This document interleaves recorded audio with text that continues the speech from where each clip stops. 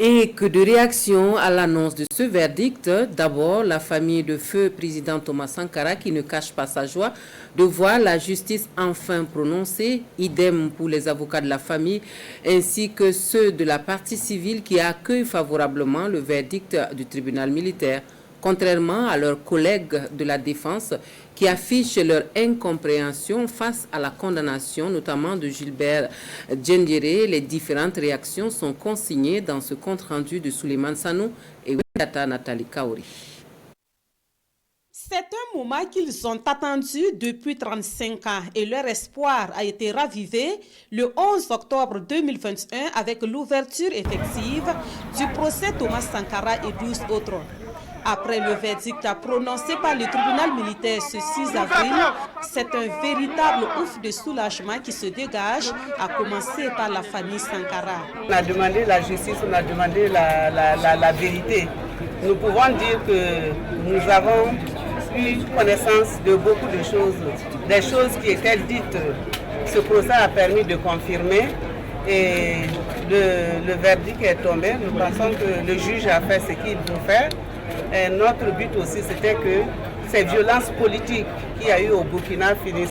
Je pense que ce verdict, en tout cas, va donner à réfléchir à beaucoup de personnes. Merci à tout le monde. Je pense que si quelqu'un vous donne sa tête, qu'est-ce que vous voulez lui demander d'autre?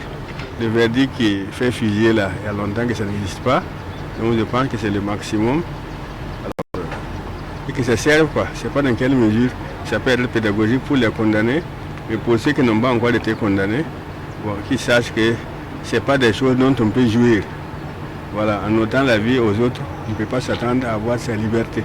Ce verdict au pénal est aussi l'aboutissement d'un travail abattu depuis des années par les avocats de la famille Sankara et ceux de la partie civile. Ils disent avoir travaillé sur le dossier avec méthode et engagement. C'est donc avec beaucoup de satisfaction qu'ils accueillent cette décision de justice. Cette décision était attendue. Ça fait déjà 35 ans que le président Thomas Sankara a été assassiné avec ses compagnons. Ça fait 25 ans de procédure.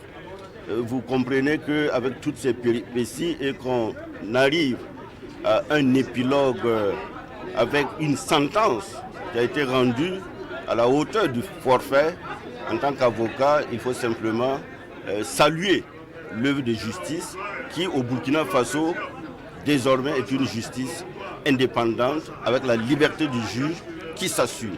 Et aujourd'hui, en tout cas, le Burkina Faso vient d'inscrire en lettres d'or au panthéon de l'histoire que l'impunité peut prendre fin, quelle que soit sa grandeur, quel que soit son rang social ou politique.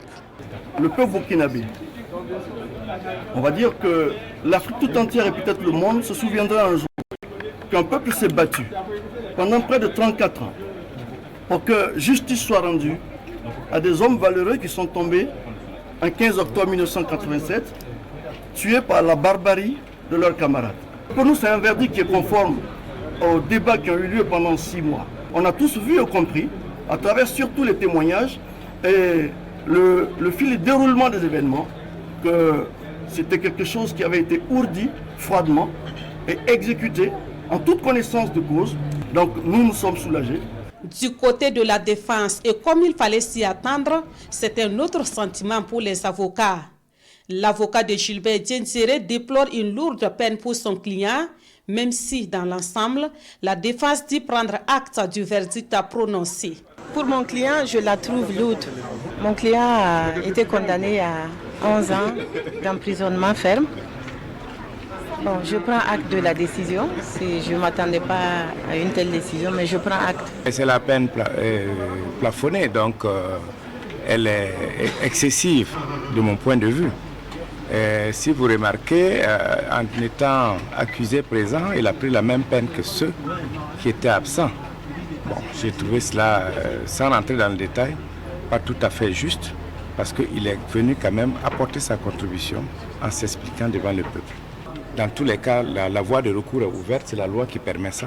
Donc ce n'est pas du forcing du tout. À la demande de leurs clients, les avocats de la défense pourront faire appel dans les 15 prochains jours. Ceux de la partie civile disent se préparer également en conséquence. Pour eux, le combat pour la justice et la vérité ne s'arrête pas à un verdict. Ils souhaitent voir l'extradition dans les meilleurs délais des 2 condamnés par contumace, en l'occurrence Yacine Kafando et Blaise Compaoré. Mais cela semble une autre paire de manches, comme nous l'a confié Maître Prosper Farama.